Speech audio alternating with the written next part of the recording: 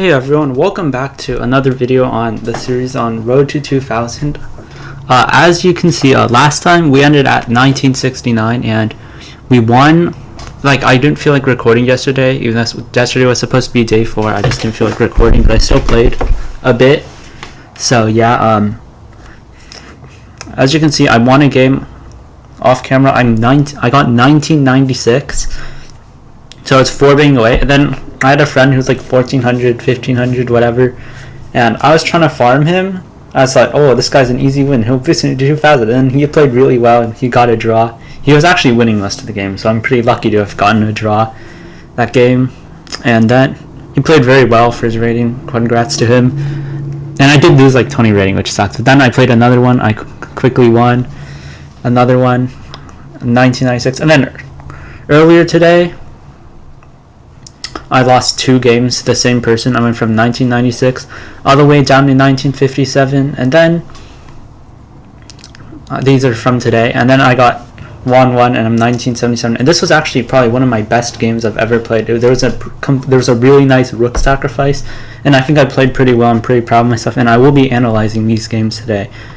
I will be analyzing these 3 games because the other ones I played, so yeah, I just played them, so I can explain them. The brilliant game I'll be showing last. You can skip to it if you only want to see that, but I have 2 losses here to the same guy. Losing and learning from your mistakes is pretty important, so guys might want to watch this too if you want to learn from your mistakes and see my mistakes too. So he starts with e4, I play e5. I was like 1996 at the time. It shows your rating after this. If I won this, I would have been 2000, which sucks. And he plays a center game. And he plays this weird thing where you get your queen out. You don't really want to do that because your queen can get knocked around easily. And I'm like confused. I've never seen this before. Apparently this is a theory. I thought it might have been a bit inaccurate, but yeah. Apparently moving the knight in to friend that is good, but I don't see it. And here I make a bad play. I see this and I'm like, oh, he's going to castle queenside. And if I castle kingside now, he's just going to attack me with his pawns and I'm going to be dead. Because after all these pawns on my king will be very bad. So I don't know, I'm picking like maybe reroute my knight here and then like put the pawns like this to counterattack his king. Then once I have my knight here, it'll be safer. And then he does castle queenside, and I don't know why this knight's better, I'm gonna be honest. I just play my knight here, which is a mistake because he can just slide his queen back. I don't know why this knight better. Here maybe? What? Oh, because then it traps it, and then he doesn't have these squares. Oh, bro, that's crazy. Alright, so yeah, I chose the wrong knight. I'm still thinking, like, I can attack the queen. I just push the queen out, and then I rotate back, and he attacks my bishop, but I can quickly attack him back, and he does this, and I do this move. So to, like, trade everything down, and then I can, like, get the pawns ready and stuff. You know what I'm saying? So yeah, he does do that, and I'm just stuffing my knight. My knight is pretty strong here. Look at all these squares, man. And here I make a bad play. I'm thinking like, oh, here, and I don't want to like really trade this knight off because like he might like do this or this and gain a lot of activity, even though I can just place my knight back, and that's what I should have done. But I go here. I'm trying to like not let him have this, you know, and he puts more pressure. And here I think like if he does take like this, everything's defended. Like I thought like everything here was defended, but like why didn't I go here again? I don't remember why. Why didn't I go here? But how is this the best move? But yeah, like I miscalculated. I thought after here, like after he took, I'd be fine somehow, but it turns out I wasn't. I don't know. It was just a terrible evaluation from me. And yeah, it just keeps getting worse. I think like, oh, I'm attacking him. He has to run, and then I can move my knight to safety. And now he's attacking this pawn, and everything just falls apart. I give him a random check that does absolutely nothing, because why not?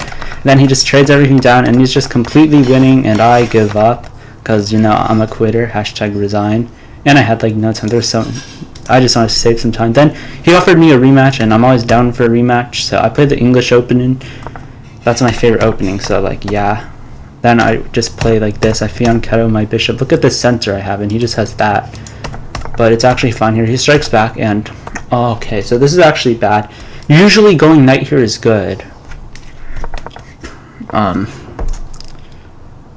But I guess like in this kind of situation, you need defense on your pawn. Like usually this is good because it opens up your bishop. But like playing slower, like playing something like here or here would have been better, I presume. Stalker's best move is this, but this should be fine too. No, it just I thought it hung a pawn, but okay, wait, no. So yeah, knight a3, pretty counterintuitive, and usually people tell you never to put knights on the rim, but I guess now it was good.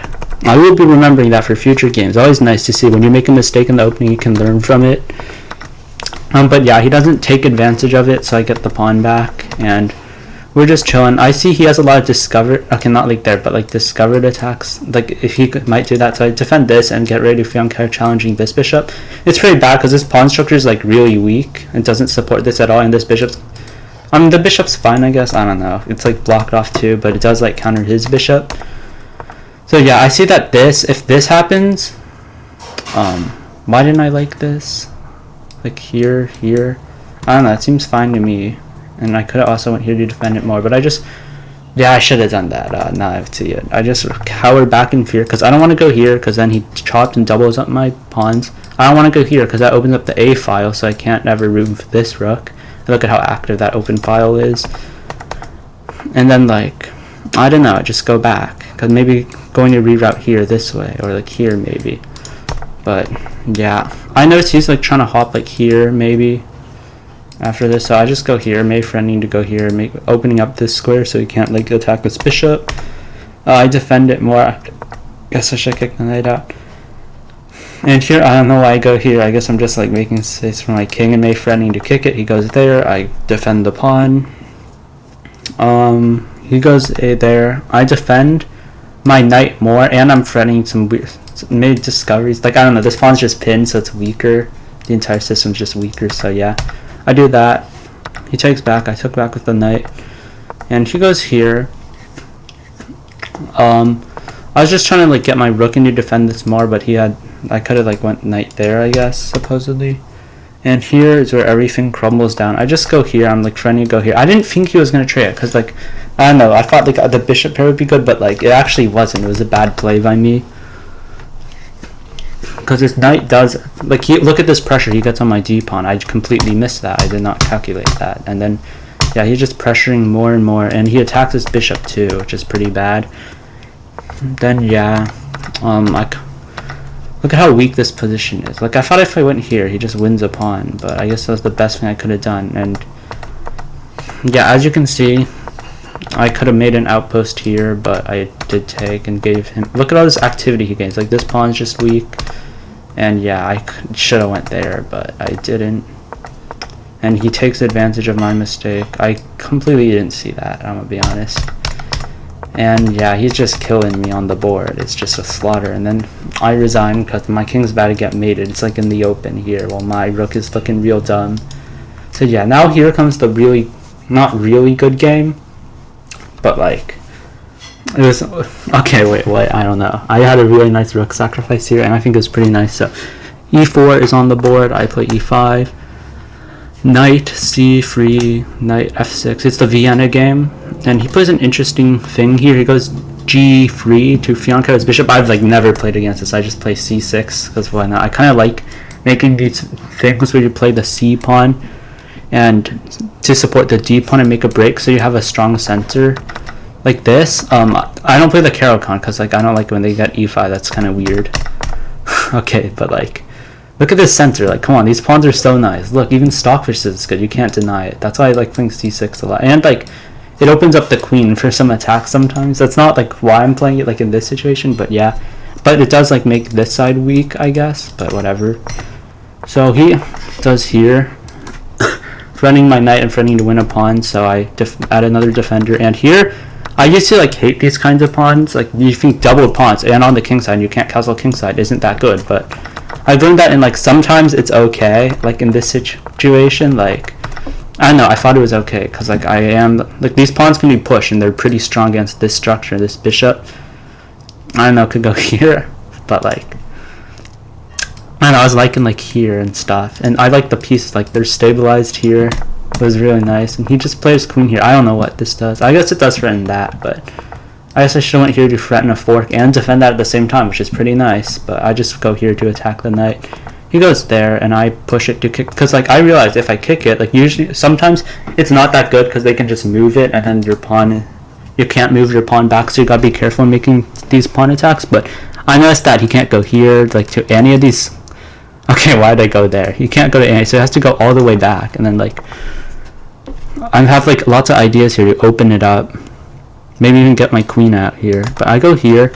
I'm just pinning. I thought in my mind I'm like pinning this so he can't move, and then if he can't like do that, and he goes there, and I go here, which I thought this was pretty good because it puts a lot of pressure. Like I'm still winning, and like he can't take because rook here, but I could have just taken that, and then he can't castle, and somehow that's better. I don't know. I didn't like that. He looked pretty safe to me. Like maybe he just goes like there. Oh, I guess I do have like a check. Oh, that's not bad. Okay, yeah, but he does go back and defend it, and then I'm going back to here because like I like these pawns, and these bishops in the middle are pretty strong, and now is my time to strike. I'm going h5 with the idea of like h4, and I have a pretty good idea here. He castles, and I go queen back to d8 with a little idea. Like my queen's just zipping around the board. It's pretty crazy, and then he goes here, and I pressure with h4, and then he takes my pawn with the knight, and I sacrifice the rook, because once he takes back the rook, I take off with the queen. And here's my idea. Here's what I'm calculating. Like, once I push these pawns, like, okay, like this pawn, like then this queen is just gonna go in like crazy, and then like I can have some crazy attacks. I can castle queen side, and then have my rook here, and then it's just a slaughterhouse. And yeah, I like know this must be good. Like I played this like instantly, like 5 seconds of thinking. Like I just instantly do that. This is my main bishop. This is like my guy, man. I gotta save it, bro. Like once here, it's like gonna be crazy attack. So I gotta keep this man alive. So I sniped him down. Stockfish is pretty crazy. It's like, oh, you can let the guy die, but like then like it's saying it like you can like bring your rook like here maybe, and like you do still have these pawns and these bishops, so it is good. But yeah, I'm still winning as yeah. Then after here, like he's just cooked, and then. What? Oh, it's pinned. But I thought he was just hanging the queen. I'm pretty stupid. But here, he just makes a mistake. And once I check, I guess bishop was better somehow. But like, once I castle queenside, like here's my idea. Like, he can't ever move his king away or anything like that, because then his bishop will fall, and his bishop can only go there, which just hangs it. And then once I bring my rook here, it's like over. He can't save it, and he's just gonna lose it. And then I can also have here to threaten like a mate maybe. Or like bring the bishop in. I don't know, man. And it's just really good. And yeah, he tries to sacrifice the bishop to get some pawns going, to try to give himself some chances, but he forgets that there's a cross map snipe across the board, and he loses the rook, and that is it. So yeah, so dude, low battery game. That's the second video that's happened. That's funny. But once again, as you can see, a ring graph is like pretty up and down, and I really thought I was gonna get 2,000. Hopefully I can get tomorrow. I'm like 23 rating away. I don't know if that's enough to like get it in one win. You know what I'm saying? But yeah, these 2 losses really cost me a lot here. I'll see you guys next time. Anyways, bye. Subscribe.